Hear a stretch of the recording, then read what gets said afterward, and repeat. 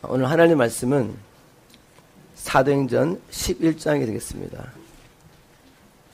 요절 말씀으로 사도행전 11장 21절 말씀을 제가 선포하도록 하겠습니다.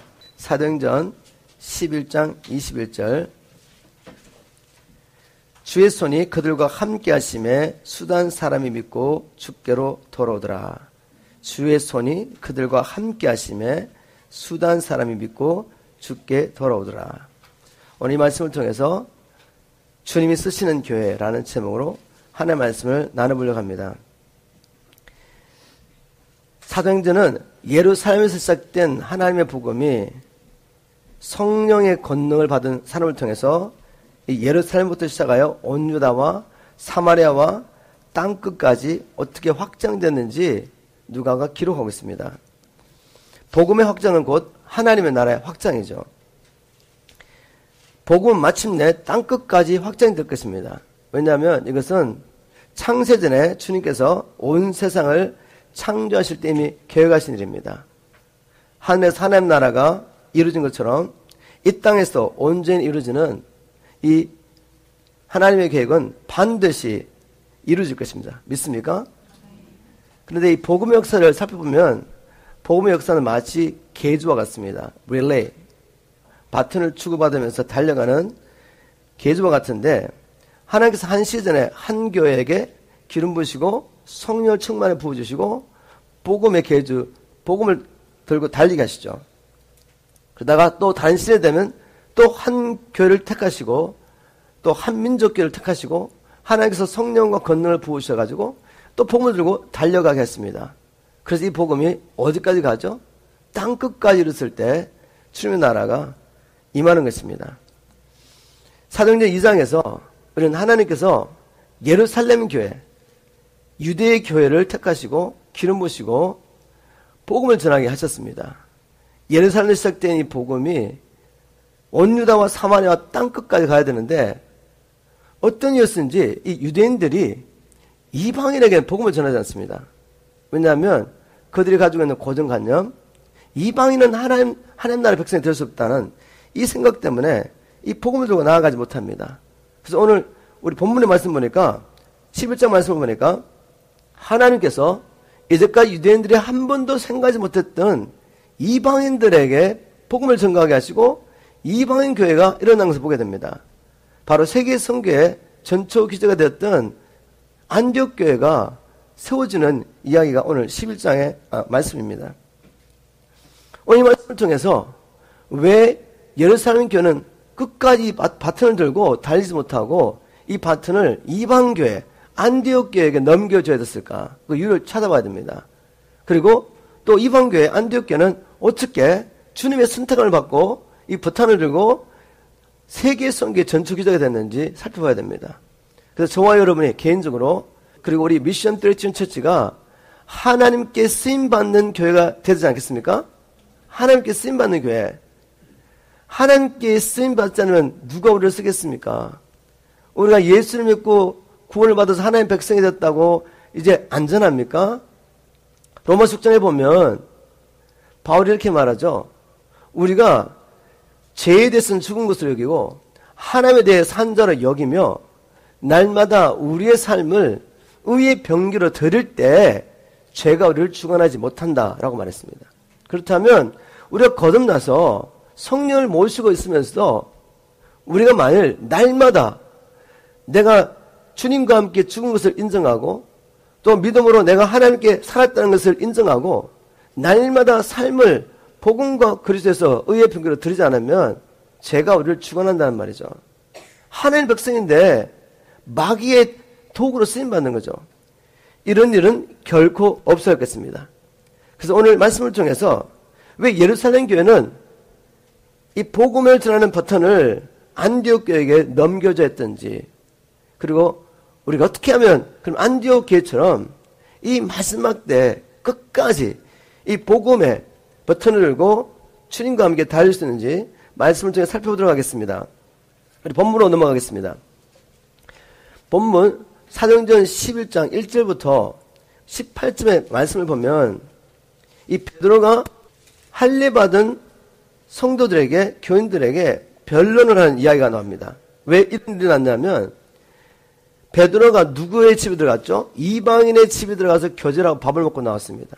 이 이야기를 듣고 난 다음에 유대에 있는 신자들이, 성도들이 하나님께서 이방인들 가운데 행한 놀라운 구원의 역사, 부흥을 보지 않고 어디에 묶여있습니까?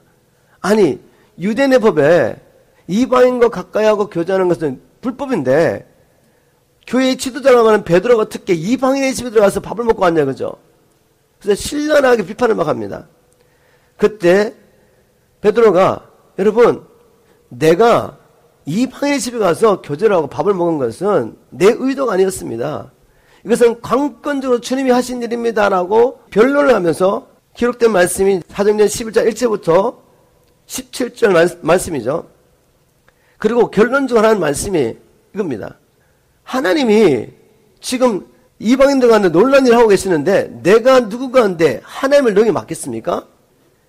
이 이야기를 듣고 난 다음에 할례받은 유대 신자들 하는 말이 그러면 하나님께서 이방인들에게도 생명은 얻는 회개를 주셨도다. 이렇게 고백하고 끝이 납니다. 결국 왜 하나님께서 예루살렘 교회를 통해 땅끝까지 가지 못했는지 아시겠죠? 예수님께서 성령에 임하면 이 복음이 예루살렘부터 시작하여서 온 유다와 사마리아와 땅끝까지 갈 거로 말씀하셨잖아요. 사마리아에게 복음이 전해진다고요? 그 말은 사마리아도 유대인과 함께 하나님의 백성이 된다고요? 이건 있을 수 없는 이야기죠. 유대인들에게. 그런데 이방인들까지도 성령을 받고 유대인과 함께 하나님의 백성이 된다는 것은 있을 수 없는 일인데 주님 이미 하나님의 길을 말씀하셨잖아요. 그럼에도 불구하고 이게 들어가지 않습니다. 결국 이 경관진, 나의 고정관념, 내 생각을 내려놓지 않으면 우리가 하나님 앞에 쓰임받을 수 없습니다. 여러분 내 생각, 내 고정관념을 내려놓고 주의 성령을 쫓아가기를 지금으로 축복합니다. 무엇이든지 나를 얽어매고 있는 모든 것을 벗어버리고 주님의 성령을 쫓아가야 됩니다. 그럼 이제 이 안디옥교를 주님께서 일으키셔가지고 세계 복음화를 시작하시는데 이 안디옥교가 주님 손에 붙잡히기 위하여 먼저 그들에게 일어나야 했던 일은 뭔가 하면 생명 얻는 회개를 통하여 주님 안에서 거듭나는 일이었습니다. 생명 얻는 회개. 말씀을 보니까 그러면 하나님께서 이방인들에게도 생명 얻는 회개를 주셨구나 라고 말하고 있죠. 그죠? 그러면 생명 얻는 회개 굉장히 중요합니다. 생명 얻는 회개도 하지 않았는데 성령의 권능을 위해서 기도하고 복음 전하려고 전도를 받고 훈련받고 이렇게 하는 것은 죽은 사람에게 뭔가 자꾸 옷을 입혀주는 것입니다. 내가 주님 앞에서 쓰임받으면 먼저 내가 생명 얻는 회개였는지를 확인해 보셔야 돼요. 확인. 자, 여기서 생명 얻는 회개라고 했는데 이 말씀을 통해 우리 주신 말씀은 예수님의 생명을 얻으려면 반드시 회개해야 하는 거예요. 회개. 여러분 회개하셔야 됩니다. 당연한 말인데 왜 지금 우리가 이 회개를 강조하느냐면 지금 교회 안에 가만히 들은 거짓 교사들은 우리가 구원받기 위해서 뭔가를 한다는 것을 그건 행위군이다. 하나님의 은혜를 은혜되지 못하게 하는 것이다 라고 가르치겠습니다. 그래서 구원을 얻기 위해서 우리가 회개해야 된다? 그럼 우리가 뭔가를 하는 것이 아니냐? 우리가 구원을 받기 위해서는 회개한다고 말하는 것도 사실은 하나님의 은혜에 무언가를 더하는 것이다. 우리가 구원을 받기 위해서 예수를 구주로 믿을 뿐만 아니라 주님으로 믿어야죠. 그죠? 그러면 주인이 바뀌는 거죠. 이제까지 내가 주인이 되어 살았는데 이제 예수님이 구주일 뿐만 아니라 주님이라고 복음이 선포하고 있습니다. 그럼 주님으로 섬긴다는 것은 믿고 섬긴다는 건 뭐죠? 내가 구원에다가 무언가를 더하는 거죠. 하나님께서 예수님께서 이미 은혜로 십자가를 통해 이루어진 온전한 구원에다가 내가 무언가를 더하는 것입니다. 이렇게 말합니다. 그런데 성경은 뭐라고 말하고 있죠? 생명 얻는 회개해야 된다고 이렇게 말하고 있는 것입니다. 생명 얻기 위해서는 반드시 회개해야 된다는 이 말씀을 마음에 받으셔야 돼요. 그렇다면 또 질문합니다. 그러면 생명 얻는 회개는 무엇인가? 말씀을 보니까 이 생명 얻는 회개를 현대의 성경에서는 생명 이르는 회개라고 이렇게 번역했습니다. 그러면 생명에 이르지 않는 회개도 있다는 말이겠죠. 그리스도의 생명을 받으려면 생명이 이르는 회개해야지 생명이 이르지 못한 회개하면 안 된단 말입니다. 그러면 생명이 이르는 회개는 뭔가? 바로 예수님을 믿지 않는 죄에서 돌이켜야 됩니다. 너무 다 알고 있는 것 같은데 성경을 통해 여러분 자세히 아셔야 돼요. 우리가 어디서 회개되냐면 내가 살인한 거, 간음한 거, 도둑질한 거 이것도 다 죄지만 이거 아무리 회개해도 예수를 믿지 않는 죄에서 회개하지 않으면 생명이 이룰 수 없습니다. 우리가 성경을 통해 보면 죄는 살인하고 간음하기 전에 하나님을 믿지 않는 거라는 것을 알 수가 있죠. 아담과 하와가 분명히 죄를 범했습니다. 바로 그 죄로 말미암아 죽게 됐습니다. 그리고 그의 후손이 다 함께 죽게 됐어요. 그럼 그들이 살인했습니까? 간음했습니까? 도둑질했습니까? 거짓증거했습니까? 우리가 생각한 어떤 죄를 지었습니까? 없잖아요. 근데 그들은 분명히 죄를 지었기 때문에 죽었습니다. 그들이 죽었다는 것은 죄를 지었다는 말이죠. 왜냐하면 죄의 삭시 사망이기 때문에. 죄 짓지 않은 사람은 영원히 사는 것이 하나님의 법입니다. 그런데 그들이 죽었다는 것은 죄를 범한 것이죠. 그들이 지은 죄는 도둑질하고 살인하기 전에 뭐죠? 하나님이 이 선악과를 보면 정령 죽이라고 말씀하셨는데 이 말씀, 하나님 말씀 믿기보다는 이 선악과 먹으면 너희가 선과 악을 아는 일에 하나님처럼 될 것이라는 마귀의 말을 믿었던 것입니다. 하나님의 말씀 믿지 않는 게 결국 그들로 하여금 하나님의 말씀에 불순종하도록 인도한 거죠. 그리고 마귀의 말을 믿었기 때문에 마귀의 말에 순종한 것입니다. 생명에 이르는 회개는 뭔가 하면 바로 예수님이 구주이실 뿐만 아니라 그가 우리를 창조하신 창조주 하나님인 것을 믿지 않는 것입니다. 하나님이 모든 만물을 창조하시고 우리를 창조하신 이유는 우리를 위한 것이 아니죠. 하나님은 자기의 영광을 위하여 자기의 목적을 이루려고 모든 만물을 창조하시고 그중에 우리를 창조하셨어요. 주님이 나를 창조하셨다면 나는 누구십니까? 주님의 것이죠.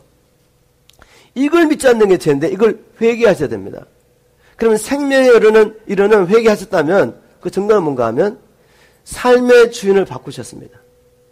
삶의 주인을 바꾸지 않으면 생명에 이르는 회개하지 않은 거죠. 여러분이 아직도 여러분의 삶 가운데 왕이 누군지 살펴보세요. 우리가 물론 교회 왔을 때는 예수님, 주님 우리의 왕이 있습니다. 우리의 주인가 됐습니다 하고 고백하지만 정말 누가 왕이 되어 살고 계신지 보시란 말이에요. 여기 태어날 때부터 예수를 왕으로 섬기고 살았던 분 아무도 없죠? 다 태어날 때는 태어나서 주님 만나기 전에 복음을 깨닫기 전에는 내가 주인 되어 산 사람들이에요. 전부 다. 맞습니까? 태어나면서부터 교회를 다녔지만 못해 시작했지만 여전히 내 안에 주인은 누구죠? 주님이시잖아요. 그런데 이 주인이 안 바뀌었어 아직. 주인이. 교회 어렸을 때부터 다녀가지고 교회 생활에 익숙하고 찬양할 때 손대는 건 알고 뭔가 이 마음에 이렇게 눈물도 나고 성경 말씀을 들으면 깨닫는 것 같고 하는데 여전히 주인이 안 바뀌었어. 주인이. 우리가 이것을 종교인이야. 종교인. 이렇게 하시면 생명을 얻을 수 없습니다. 생명이 이르지 않는 회개도 후회할 수 있어요. 내가 잘못한 것에 대해서 죄책감을 느낍니다. 그것에 대해서 후회하고 정말 안타까워해요. 눈물 흘리고 하나님 앞에서 주님 나 이렇게 살면 안 되는데요 라고 고백할 수 있습니다. 그런데 결국 뭐 안 하죠? 주인은 안 바꿔. 주인은 내 삶의 왕권을 주님께 드리잖아요. 그럼 우리가 주님 만나기 전에 누가 우리의 왕이었습니까? 내가 내 삶의 주인이 되어 살 때 누가 우리에게 왕노를 했습니까? 에베소 2장 1절부터 3절만 분명히 나오잖아요. 너희 허물과 죄로 죽었던 너희를 살리셨도다. 그때 너희가 이 세상 풍속을 쫓으며 공주의 근사자는 따랐는데 그 공주의 근사자는 지금도 불순종한 모든 자들과 역사는 영이다. 그 말은 우리가 땅에 태어나서 주님 만나기 전에 주님께 생명을 드리기 전에는 이 세상 풍속을 쫓고 이 공주의 근사자 마귀를 섬기며 살았다는 말입니다. 바울이 말하기를 우리가 다 그때는 자기까지 포함하여 유대인에 태어나서 바리새인 중에 바리새인이요 누구보다도 하나님을 섬기는 일에 열심을 냈다고 생각했더니 바울까지 포함해서 우리가 다 그 가운데 살면서 우리의 마음의 욕심을 따라 우리의 마음의 생각대로 살면서 본질상 하나님의 진노를 받을 수밖에 없는 자녀였던 거죠. 진노의 자녀. 우리가 다 이렇게 태어난 사람입니다. 근데 어느 순간에 성령을 통해서 예수님이 누군지 깨닫게 됐습니다. 죄를 깨닫게 됐습니다. 이 저렴함에 영원히 멸망받을 수밖에 없는데 나를 구원하시기 위해서 하나님께서 자기 아들 독생자를 화목제물로 주셨다는 이 복음을 들었을 때 하나님의 사랑이 내게 넘쳐온 겁니다. 막 하나님의 사랑이 내게 들어온 거죠. 죄를 깨닫고 회개하게 됐습니다. 기꺼이 생명 드리고 싶었습니다. 하나님께, 예수님께. 이게 생명이라는 회개한 사람이죠. 여러분, 이 말씀을 통해 내가 주님 앞에 쓰임받기 위해서 먼저 나는 왕권을 주님께 드리는 생명 없는 회개하는지 한번 확인해 보시길 주님으로 부탁드립니다. 또 우리 사도행전 11장 19절 20절 말씀을 통해서 주님께서 쓰시는 교훈 어떤 교훈인지 한번 보겠습니다. 때에 스데반의 일로 일어난 환란을 인하여 흩어진 자들이 베니게와 구브로와 안디옥까지 이르러 도를 유대인에게만 전하는데 그 중에 구브로와 구레네 몇 사람이 안디옥에 이르러 헬라인에게도 말하여 주 예수를 전파하니. 여기 지금 스데반의 일로 흩어진 사람들이 누구죠? 유대인들 할례 받은 유대인 성도들이죠. 가는 것보다 복음을 전했습니다. 그런데 누구에게만 전했죠? 유대인들에게만 전한 거죠. 근데 그 유대인 가운데 유대교의 전통과 편견에, 이방에 대한 편견에 사로잡지 않은 어떤 사람들이 있었다는 거죠. 자꾸만 자기 가운데 저 이방인도 복음이 필요한데 라는 마음이 막 생긴 겁니다. 누가 하신 일이죠? 성령님이 하신 일입니다. 자기에 대해 생각과 고정관념과는 전혀 관계없이 지금 성령님이 내 안에서 뭔가를 말씀하시고 그 성령께 순종했단 말이죠. 그런데 어떤 일이 났습니까? 아니, 이방인들도 이 복음을 받고 주님 앞에 돌아오는데 놀라운 부흥이 일어났습니다. 우리가 주님께 쓰임받으려면 고정관념 버리셔야 돼요. 주님은 명령하셨습니다. 가서 복음 전하라고.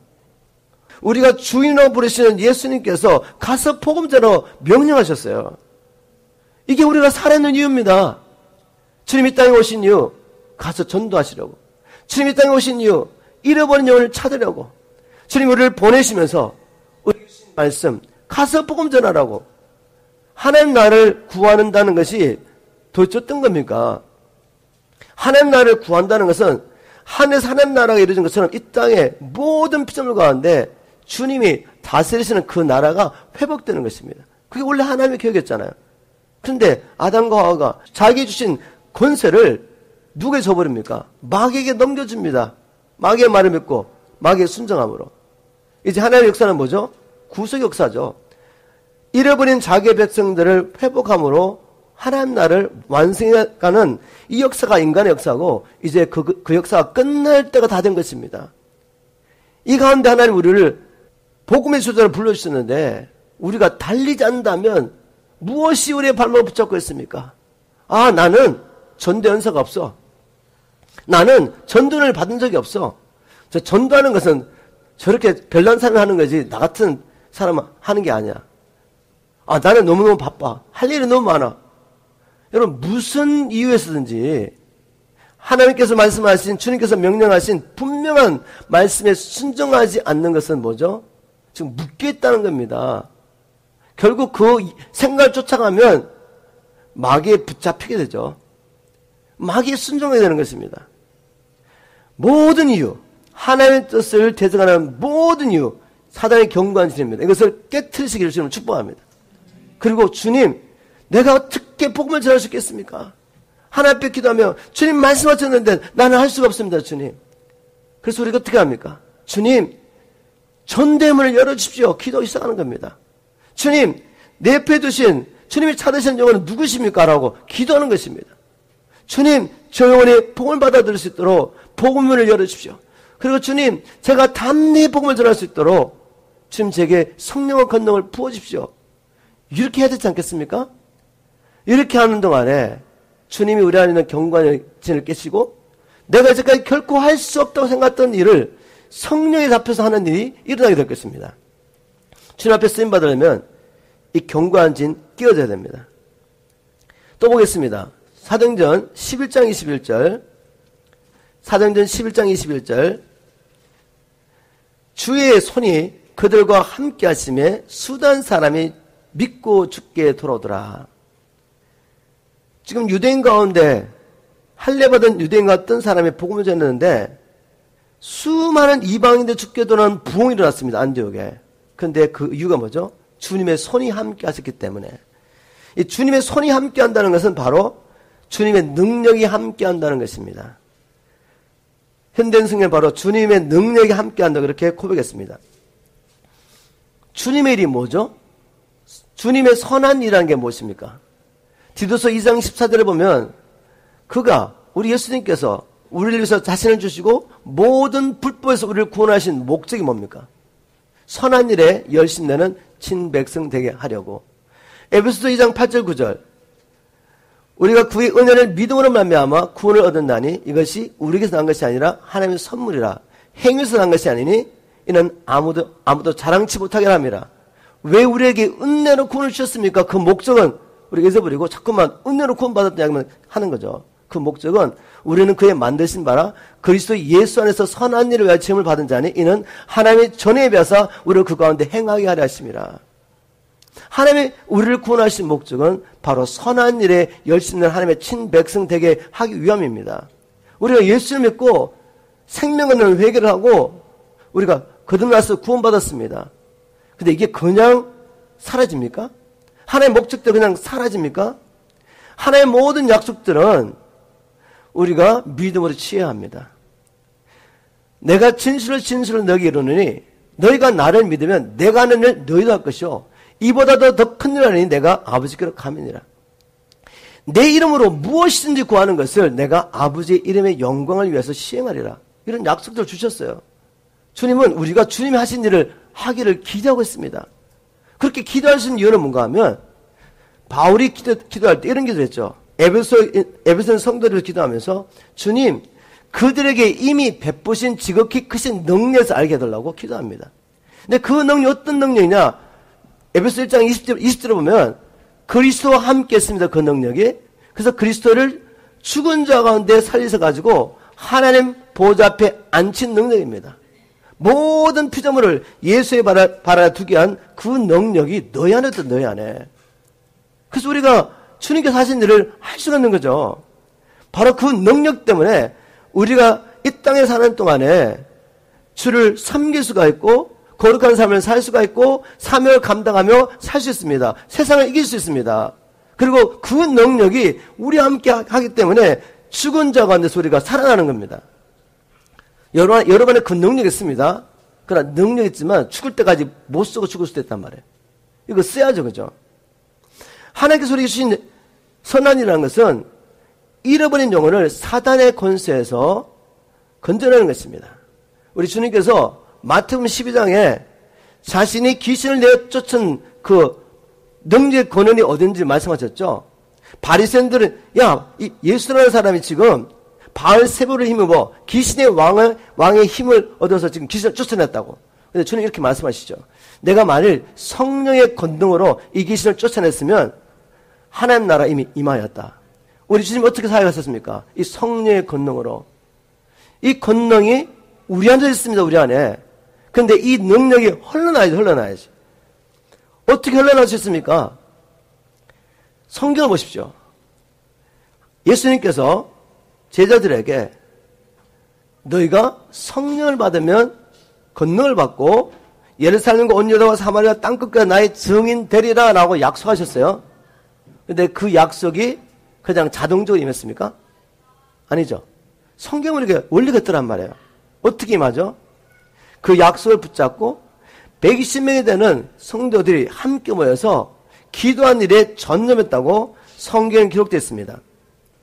사도행전 1장 14절 여자들과 예수의 모친 마리아와 예수의 아들들과 더불어 마음을 같이 전혀 기도에 힘쓰니라.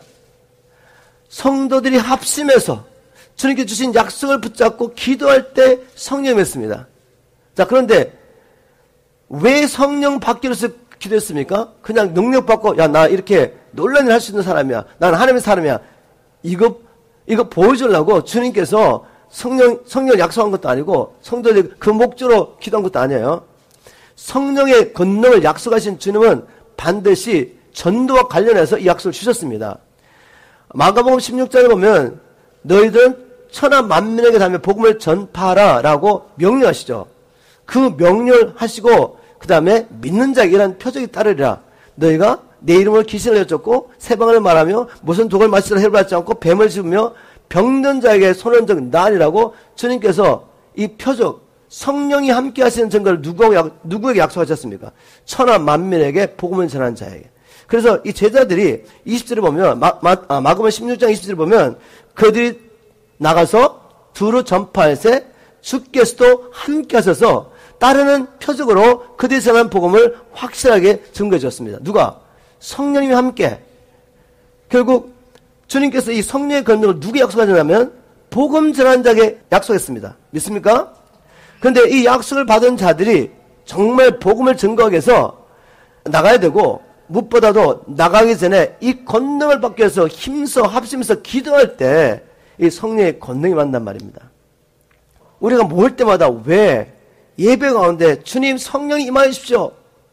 뭐 신학적 이야기하면 아니 성령 이미 임했는데 뭐 자꾸 왜 자꾸 임하라고 말씀하시지? 이렇게 말할 수 있잖아요. 그게 아니라 내 안에 내재된 성령님을 우리가 부인하는 것이 아니라 우리에게 사역에서 허락하신 약속하신 성령의 권능이 임하도록 우리가 기도하는 겁니다. 아멘입니까? 왜냐하면 우리를 구원하시기 위해서 주시는 성령의 연합하게 하는 세례는 고린도전서 12장 13절에 나오는 세례예요. 너희가 유대인이나 헬라인이나 종이나 자유자나 다 한 성령으로 세례받아 한 몸이 되었다. 우리가 생명 있는 회개를 하고 예수님을 구주와 주님으로 믿을 때 성령께서 우리를 그리스도의 몸 안에 연합하게 하는 이 세례를 통해 생명을 얻게 되죠. 이것은 평생에 한 번밖에 없습니다. 평생에. 그러나 능력 세례. 이제 예수를 믿고 사명을 감당하려고 하는 이 사람들이 주님 앞에 능력 세례를 받기 위해서 기도하는 이 기도는 계속 반복됩니다. 사도행전 1장에서 기도하다가 합심해서 기도하다가 성령의 세례가 임하죠. 나중에 사도행전 4장에 보면 이제 복음을 전하다 붙잡혀서 위협을 당하게 됩니다. 종교지도자들이 예수님을 말하지 말라고.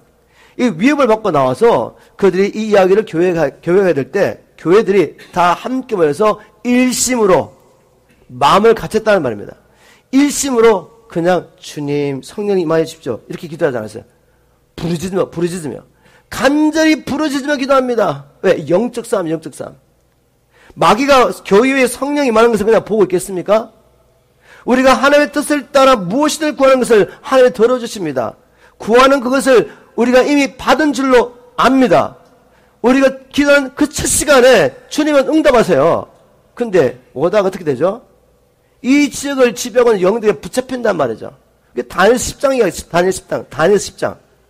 다니엘이 하나님의 뜻을 알려고 기도하는 그 첫 순간에 자기를 겸비하고 금식하며 기도하는 그 첫 순간에 하나님 천사를 보냈지만 천사가 오다가 붙잡히잖아요.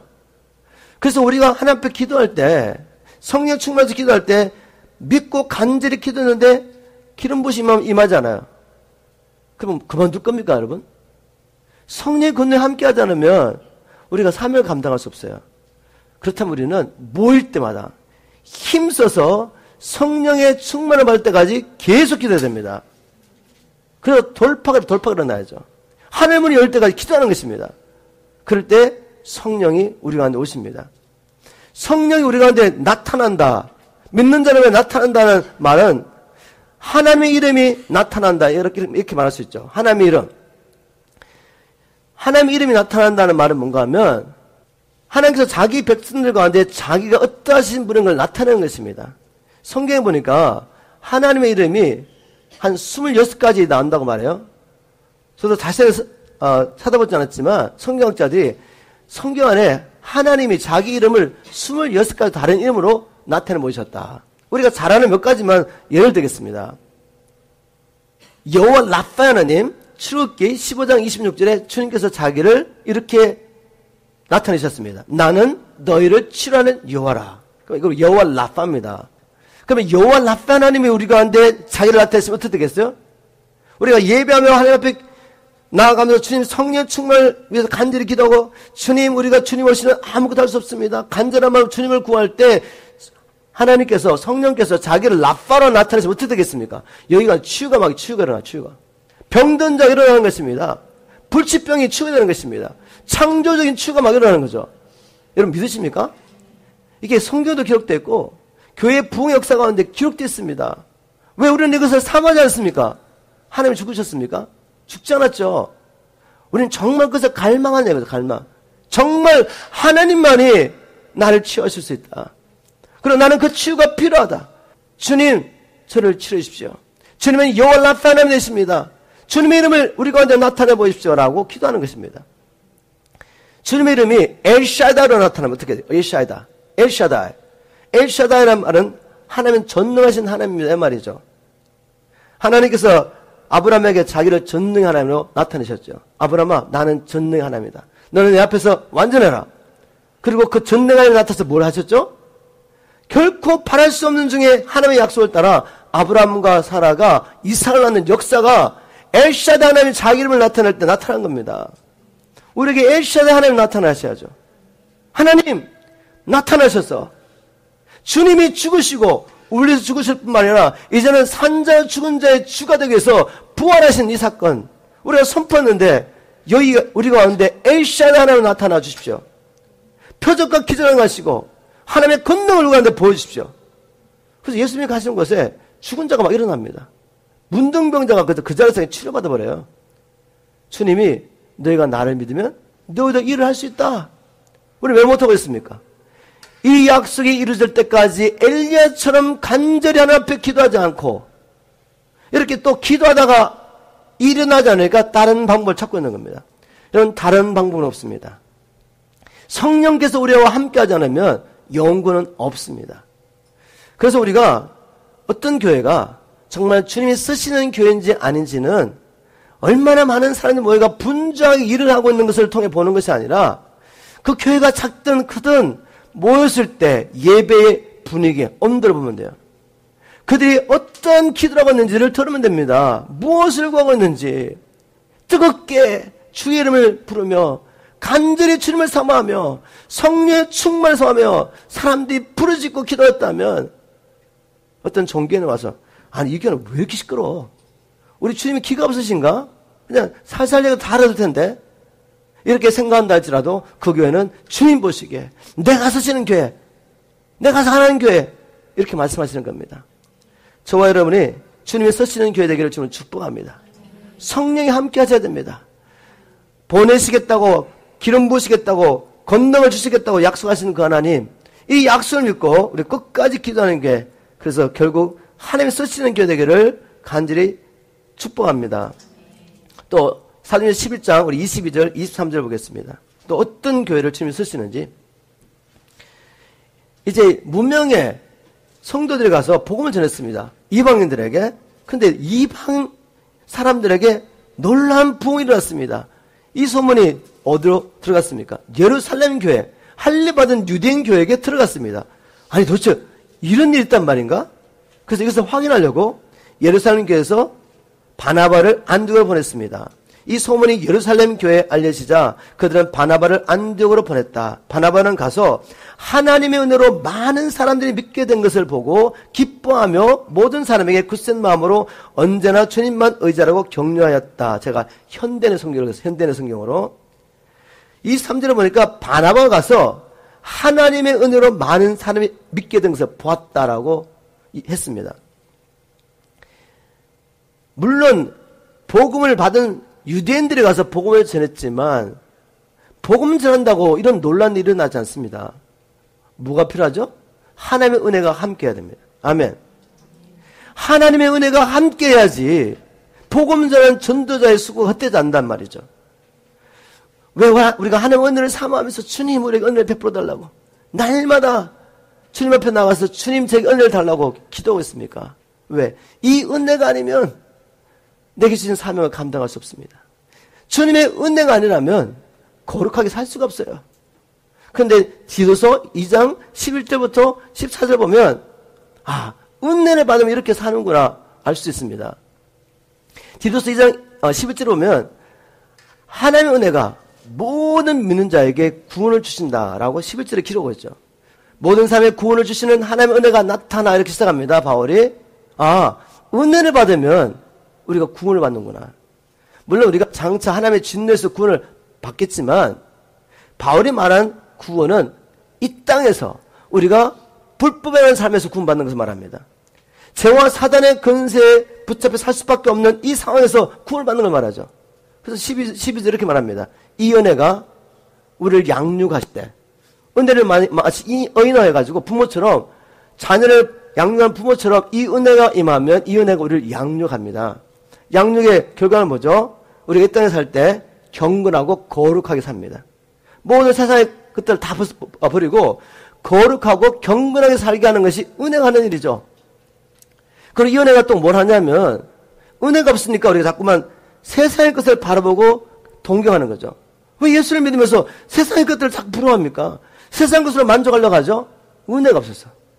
은혜가 임하면 이제 장차 오실 주님을 간절히 기다리게 합니다. 이 소망을 가진 자마다 요한일서 3장 2절을 보면 2절 3절인지 잘 기억이 안 나지만 보면 여러분 주님이 거룩하신 것처럼 자기를 거룩하게 지킵니다.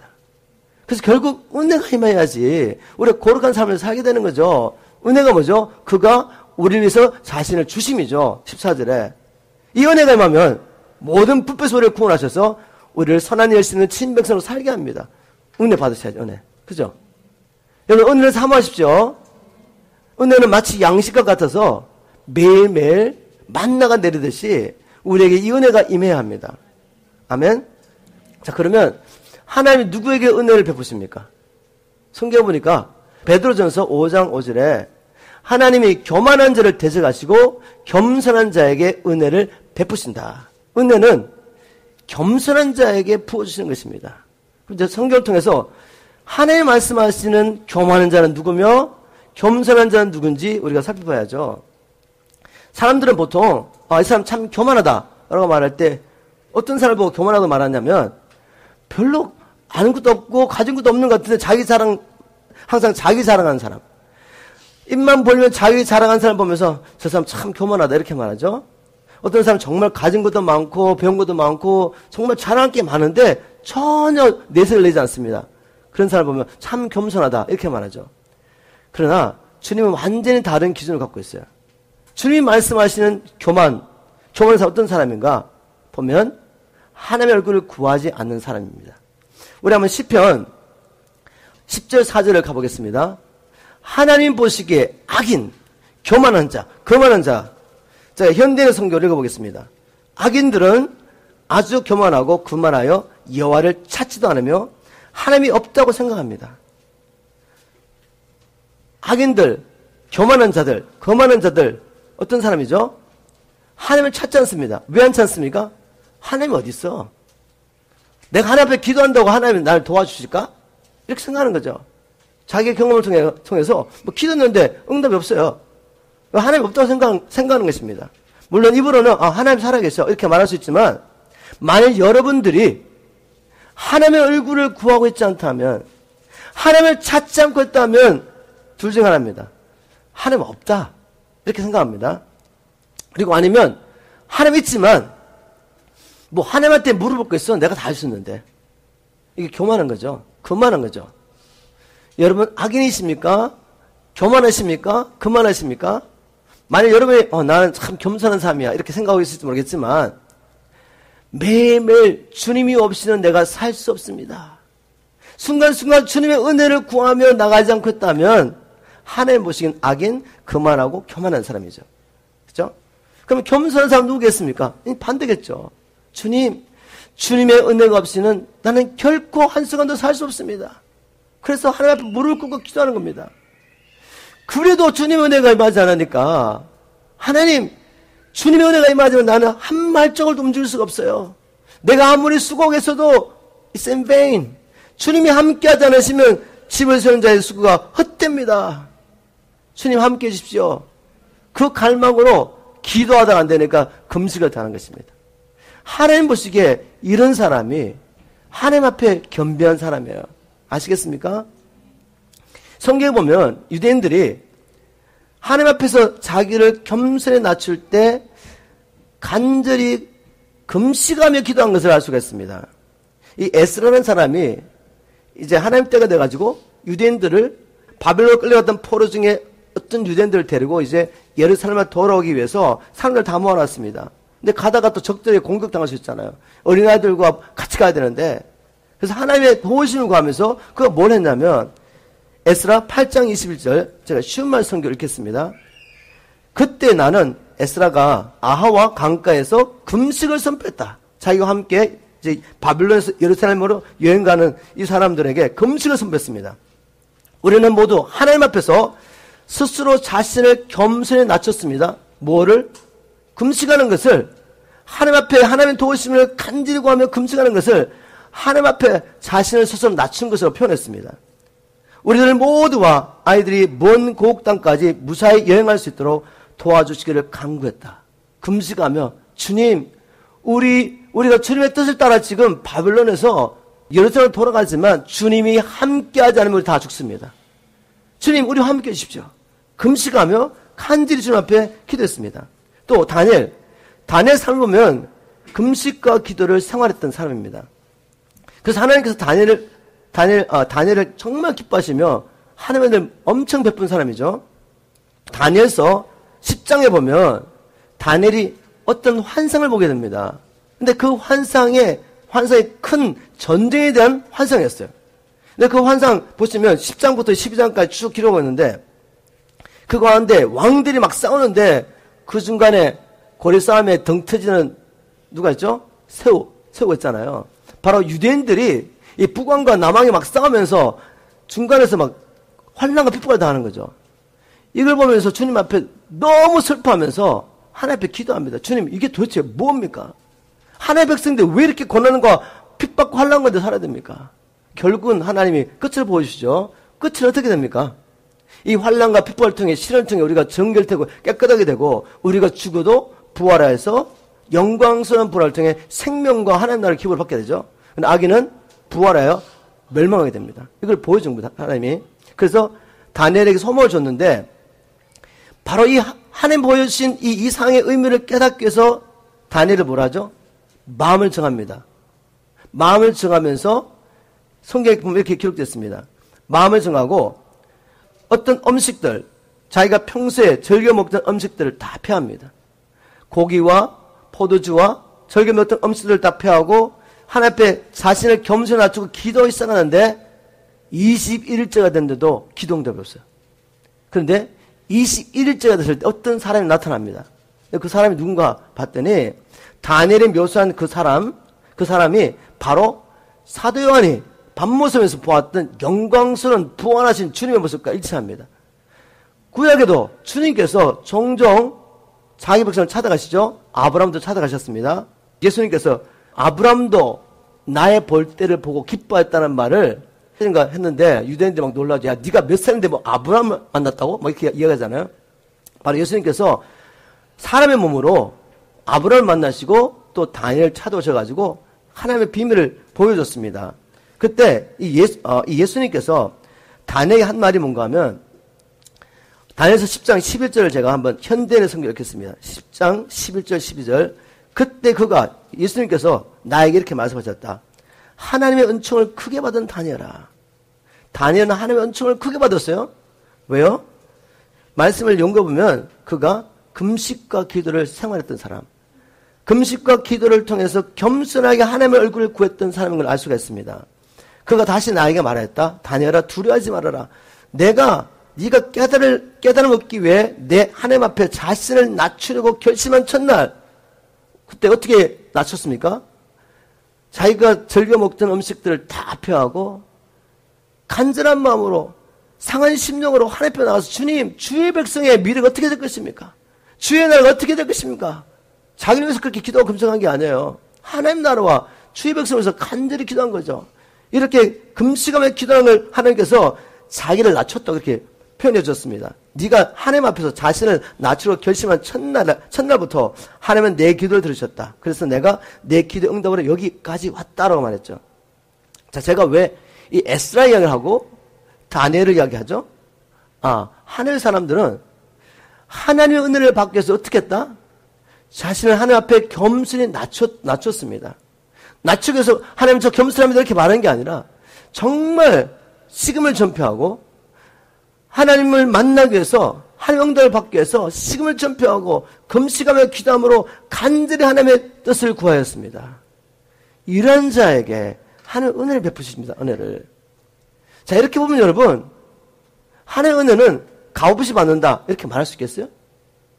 하나님의 은혜를 값없이 받는다. 저는 아무리 봐도 이게 성경적이지 않는 것 같아요. 우리가 하나님의 은혜로 말미암아 구원을 받았습니다. 그런데 이게 값없는 은혜인가요?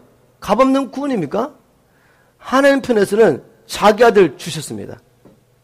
얼마나 많은 대가를 지불했습니까? 우리에게 이 은혜를 베푸시려고 우리 예수님은 뭘 하셨죠? 우리 예수님은 자기의 생명을 내어놓으셨습니다. 우리가 이 은혜를, 하나님 주시는 이 은혜를 받기 위해서 우리는 뭐 해야 되죠? 생명을 하나 앞에 내어놔야 됩니다. 성경 보십시오. 예수님께서 마가복음 8장 34절에 이렇게 말씀하시죠. 누구든지 나를 따라오려거든 자기를 부인하고 제 십자가를 지고 나를 쫓을 것이니라. 우리 다 누굴 쫓던 사람입니까? 세상을 쫓던 사람, 육신의 정욕을 쫓던 사람, 내 생각을 쫓아 살던 사람이잖아요. 그래서 마귀 섬겼던 사람입니다. 마귀를 쫓아 살았죠. 그렇게 쫓아가면 어떻게 됩니까? 끝은 멸망. 끝은 멸망이에요. 맞습니까? 여기서 우리를 구원하시려고 주님이 말씀하십니다. 누구든지 나를 따라오려거든. 주님 어디로 가시죠 지금? 천국 가는 길을 보여주려고 왔잖아요. 그분은 아버지께 가십니다.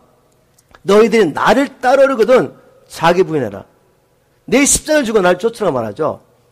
그 말씀을 오해할까봐 주님이 다시 풀어줍니다. 35절에 누구든지 자기 생명을 얻고자 하면 잃을 것이요 나와 복음에서 잃으면 얻으리라 말씀하셨습니다.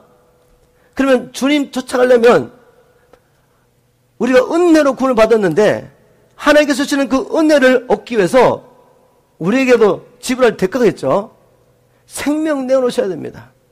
내 생명을 안 내어놓겠다 말하면 은혜로 구원받은 뭘 생명을 내어놔. 그냥 믿으면 되지. 절대로 생명 얻을 수 없습니다. 이게 성경적 원리예요. 그죠? 그래서 주님이 또 말씀하시죠. 너희가 온 세상을 얻고도 이 영혼을 잃어버리면 너에게 무슨 유익이 있겠냐. 이 생명 가지고 여러분이 여러분 하고 싶은 일 다 하시고 그럼 어떻게 되죠? 세상을 얻었다고 할지라도 그 영혼을 잃어버리면 너에게 무슨 유익이 있겠느냐. 은혜를 받기 위해서는 분명한 대가 지불이 필요합니다. 하나님의 기름 부으심을 받기 위해서는 반드시 대가 지불해야 됩니다. 아무런 대가 지불하지 않고 자기 부인도 하지 않고 경건 훈련하지도 않고 은혜가 갑자기 어디 갔더니 집회 갔더니 은혜가 막 임하고 능력이 임해가지고 그냥 남은 세계 사는 부분은 없어요. 물론 하나님의 은혜가 그렇게 임할 수도 있습니다. 근데 그게 며칠 가든가요? 일주일 갑니까? 한 달 가든가요? 그 은혜를 받고 이제 그 은혜를 지키기 위하여 계속 주님의 은혜를 사모하며 이미 문을 열어주셨으니까 하나님의 은혜를 받기 위해서 경건을 훈련하며 자기를 부인하며 하나님 앞에 자기를 겸손히 낮추는 대가 지불하자는데 누가 기름을 받고 누가 은혜를 받고 하나님의 역사를 이루겠습니까? 우리 미션 트레이튼 처치 오신 분들 저는 이런 이야기 많이 들어요. 목사님 문턱이 너무 높아요. 문턱이 제가 높인 게 아니라 그게 주님이 세워놓으신 기준입니다. 나더러 주여 주여 한다고 다 천국 가는 게 아니야. 내 아버지의 뜻대로 행해야 돼. 마지막 날에 선한 일 행한 자는 생명을 보러 나오지만 악한 일을 행한 자는 심판의 벌을 받게 될 것이다. 이기는 자만이 생명나무의 실과를 먹고 이기는 자만이 둘째 사망을 받지 않고 이기는 자만이 내가 이기고 아버지의 보좌에 앉아 다스리게 될 것이고 이기는 자만이 그 이름이 생명체에서 허리지 않을 것이다. 어떤 사람은 주님 앞에 섰는데 그 이름이 생명체에서 허리졌어요. 그러면 행위의 심판대로 심판을 받고 불모지에 던져져야 돼요. 이 얼마나 심각한 이야기입니까? 믿음은 들으면서 납니다. 제가 매주마다 이걸 밥 먹여서 말하잖아요. 왜? 이렇게 선포해도 마귀는 또 와서 거짓말 하는 거예요. 야, 그게 무슨 은혜야 그러면? 우리가 노력해야 되는 건데. 여러분, 예수님의 생명과 나의 생명 비교가 되겠어요? 비교할 수 없죠. 내가 나의 생명을 준다고 해서 내가 구원의 대가를 지불했다고 말하는 사람 아무도 없습니다. 주님 앞에 갔을 때 정말 주님의 은혜였습니다 하고 고백하게 돼요. 바울이 이렇게 말합니다. 내가 다른 사도보다 더 많이 수고했다. 자기가 수고했대요. 바울은 정말 많은 고난을 당했습니다. 자, 이제까지 기억이던 모든 것들을 버렸습니다. 배수물로. 대가 지불이죠. 내가 다른 사도보다 더 많이 수고했다고 말했지만 결론은 뭐죠? 그러나 내가 아니라 나와 함께한 하나님의 은혜였다. 우리 다 이렇게 고백할 거예요. 그렇지만 그렇다고 해서 우리가 대가 지불이 없는 거 아닙니다. 하나님의 은혜를 받으시려면 반드시 대가 지불하셔야 됩니다. 자, 우리 24절 가보고 24절. 또 24절 보니까 바나바는 착한 사람이요 성령과 믿음이 충만한 자라 이에 큰 무리가 죽게 더하더라. 바나바가 이제 안디옥 교회에 갔는데 그 바나바 한 사람 때문에 많은 이들이 바나바를 통해 주님께로 나오게 되었다고 신문 성경에 번역했습니다. 그가 이렇게 하나님 앞에 쓰임 받은 것은 성경 보니까 착한 사람이요 성령과 믿음이 충만한 사람이었다 이렇게 말했습니다. 이 착하다는 게 인간적으로 착한 걸 말하겠어요? 성경에서 말하는 착하다 이것은 바로 하나님의 뜻을 따라 사는 것을 말합니다. 다른 말로 하면 갈라디아서 2장 20절 말씀을 실제적인 삶 가운데 살았던 사람이죠. 나는 죽고 예수가 사는 삶. 하나님 예수님의 성품을 가지고 있는 사람이죠. 누가? 바나바가. 그래서 이 착한 사람이라는 것은 바로 나는 죽고 예수가 사는 삶이고, 다른 말로 하면 주님의 말씀에 이제 순종하는 삶을 사는 것이고, 또 다른 말로 하면 주님과 동의하는 삶을 살았던 사람이 바로 바나바입니다. 아멘. 여러분 갈라디아서 2장 20절 말씀을 살고 싶으시죠? 이번에 우리가 240 금식기도 하면서 첫 번째 제가 올린 성경 구절이 갈라디아서 2장 20절입니다. 주님, 이 말씀을 살아내게 도와주십시오. 이제는 내가 살지 않고 주님이 사는 삶을 살게 해주십시오라고 선포합니다. 그래서 주님과 동행하게 되는 거죠. 주님과 동행할 때 구원 역사가 일어납니다. 어떻게 된 삶을 살 수 있을까?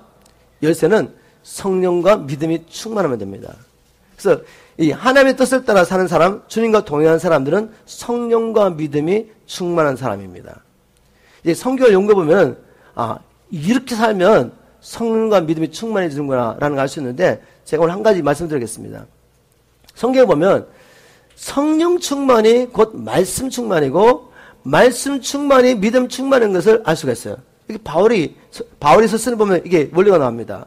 바울이 뭘 말했죠? 바울이 에베소서 5장 18절에 보면 이렇게 건면합니다. 술 취하지 말고 성령의 충만을 받으라 라고 말하면서 또 그 다음에 다른 건면하는데, 그게 시와 참여와 신령한 노를 하며 이런 이야기 쭉 하죠. 성령의 충만을 받으라. 그리고 시와 참여와 신령한 노래로 서로 화답하며 이렇게 쭉 나가는데, 에베소에 있는 성도들에게 그렇게 서신을 편지를 써서 보낸 거죠. 그런데 골로새에 있는 교회, 동일하게 감옥에서, 로마 감옥에서 썼던 서신인데, 골로새서 사람들에게는 이렇게 썼습니다. 성령의 충만에 말하지 않고 그리스도의 말씀이, 골로새 3장 16절, 그리스도의 말씀이 너에게 풍성히 거하여, 이제 뭐하죠? 시와 참의와 신령한 노래를 하며 이렇게 똑같이 나가고 있단 말이죠. 그러면 바울에게는 성령 충만이 곧 말씀 충만이다. 맞습니까, 여러분? 성령 충만을 받으시려면 물론 우리가 성령 충만해서 기도했지만 하나님의 말씀을 우리 안에 채워야 됩니다. 말씀을 우리 마음에 새겨야 돼요. 그러면 말씀 충만은 또 믿음 충만으로 말할 수 있죠. 왜? 로마서 10장 17절에 바울이 이렇게 말합니다. 믿음은 어디서 나오죠? 들으면서. 하나님의 말씀을 들을 때 믿음이 생기고, 그 하나님의 말씀은 곧 그리스도의 말씀이죠. 주님께서 하신 말씀을, 성경 말씀을 통해서 묵상하며 성령님의 기름 부으심으로 그 말씀을 깨닫기 시작할 때 내 안에 믿음이 막 생깁니다. 믿음이. 그래서 이런 이야기를 할 수 있는 거죠. 성령 충만은 말씀 충만이고, 말씀 충만하면 믿음 충만, 자연한 결과구나, 당연한 결과구나. 그래서 성령이 충만하고 말씀이 충만하고 믿음이 충만하면 어떻게 되겠어요? 주님께 순종하며 주님과 동행하며 주 역사를 이루어갈 수 있습니다. 이렇게 사시기 원하시죠? 그렇다면 여러분, 말씀 충만하기를 힘쓰십시오. 계속 결론은 하나하나. 결국 기도와 금식과 말씀으로 경건 훈련에 실패하지 않으면 우리 하나님 앞에 쓰임 받으셨구나, 이런 결론이 나옵니다. 사도행전 11장 안에 주님께서 매뉴얼을 다 주셨습니다. 저희들에게. 하나님 앞에 쓰임 받으면 이렇게 살아라. 이 바나바가 이제 혼자서 살아가지 않고 어디를 가죠? 사도행전 11장 25절 26절을 보면 바나바가 사울을 찾으러 다소로 가서 만남에 안디옥에 데리고 와서 둘이 교회에 1년간 모여 있어 큰 무리를 가르쳤고 제자들이 안디옥에서 비로소 그리스도의 나라 일컬음을 받게 되었더라. 혼자 살아가지 않습니다. 바나바가. 동역. 겸손하자면 할 수가 없어요. 이게 내 사회라고 생각하면 동역을 할 수 없어요. 어디 다른 영적 지도자를 들어와서 내 양물에게 다른 꼴을 먹게 해요. 이게 내 사역인데 우리가 그런 마음 가지고는 주의 몸된 교회를 온전히 세울 수가 없어요. 왜? 이유는 예수님께서 에베소서 4장 11절에 보면 주님께서 교회 안에 5중 사역자를 주셨습니다. 그가 혹은 사도로, 그가 혹은 선지자로, 그가 혹은 복음 전환자로, 그가 혹은 목사와 교사로 주셨으니 이 5중 사역자를 주신 목적은 성도를 온전케 하며 봉사일, 이게 work of ministry, 성도들이 사역하는 사역을 자기 은사와 믿음의 분량에 따라 사역을 해서 그리스도의 몸을 세워가게 하기 위해서 이 5중 사역자를 줬기 때문에 교회에 하나님 주신 영적 지도자 저 같은 한 사람이 여러분들을 온전케 할 수 없어요. 그럼 누가 필요하죠? 다른 영적으로 기름 부음을 받은 사도들이 필요하고 선지자들이 필요하고 목사와 교사 전도자들이 와서 함께 사역하는 거죠. 제게는 주님께서 티칭의 기름 부음을 굉장히 강해 주셨어요. 물론 전도에 대한 하트도 있지만 그러나 우리에게는 사도의 기름 부심, 선지자의 기름 부심, 전도자의 기름 부음을 받은 사람들이 와서 또 사역해야 합니다. 이곳에 또 저보다도 더 강력한 목회의 기름을 받는 사람이 와서 사역해야 합니다. 그래서 이 교회가 온전히 되는 것입니다. 우리 교회 제가 주님 앞에 기도할 때 우리 교회는 마지막 때 주의 몸된 교회, 가정교회죠. 홈처치를 끌어가는 이 리더들을 일으키는 베이스가 될 뿐만 아니라 5중 사역자들이 이 캘리포니아 땅에 와서 여기 있는 주의 몸된 교회를 온전케 할 수 있도록 통로가 되기를, 축복의 통로가 되기를 간절히 기도하겠습니다. 같이 기도하세요.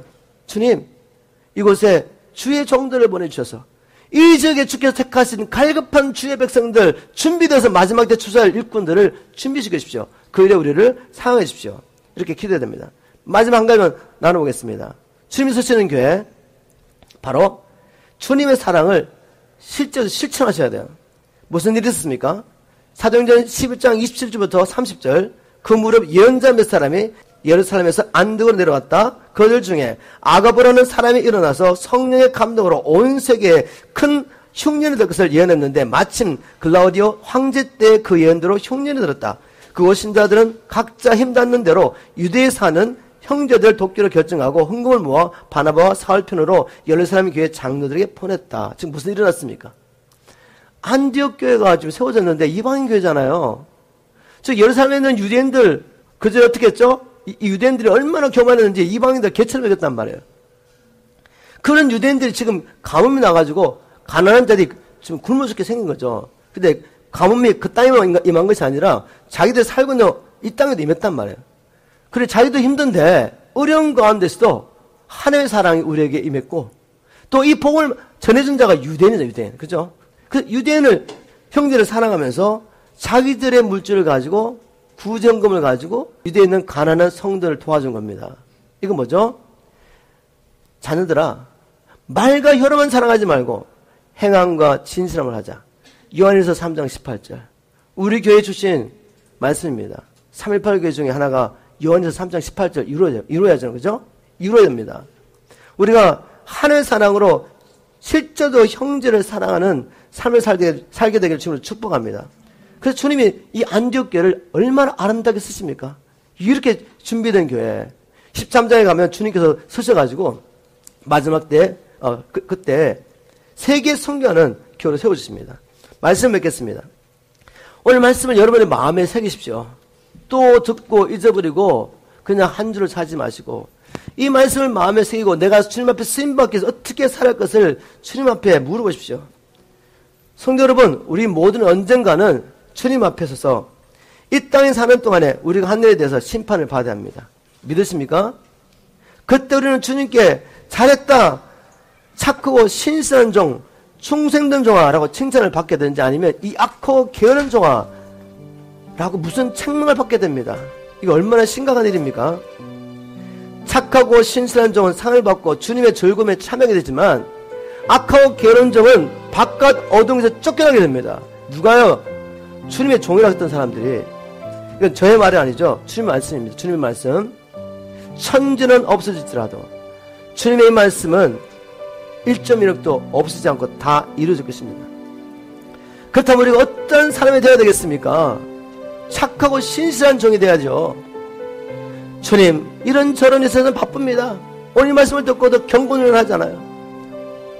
마음이 높아서 주님을 찾지 않습니다. 그럼 우리가 어떻게 되겠습니까? 마지막 날 악하고 게으른 종이라는 주님의 책망을 받지 않겠습니까? 이런 일이 우리에게는 결코 없어야 되겠습니다. 저와 여러분, 주님께서 기이 서시는 종이 되어야 되지 않겠습니까? 오늘 이 시간에 성령님께서 저와 여러분에게 교회에게 하시는 말씀을 들어보십시오. 이렇게 말씀하십니다. 이제는 내 생각 내려놓고 겸손히 나를 따라오너라. 나의 능력이 너와 함께 할 수 있도록 합심해서 성령의 충만을 구해라. 나의 은혜가 너희와 함께 할 수 있도록 내 앞에 너희 자신을 스스로 낮추고 간절히 내 얼굴 좀 구해봐라. 항상 나와 동행할 수 있도록 말씀 충만하기를 힘써라. 말과 이름을 사랑하지 말고 행함과 진실함으로 형제를 사랑해라. 그리하면 나의 손이 너희와 항상 함께 할 것이다. 그리하면 너희들을 통해 많은 사람들이 내게로 돌아오게 될 것이다. 여러분, 어떤 사람이 되시겠습니까? 저는 우리 앞에 복과 저주를 두었습니다. 우리 앞에 영생과 영벌을 두었습니다. 오늘 저와 여러분은 생명을 선택하기를 주님으로 축복합니다.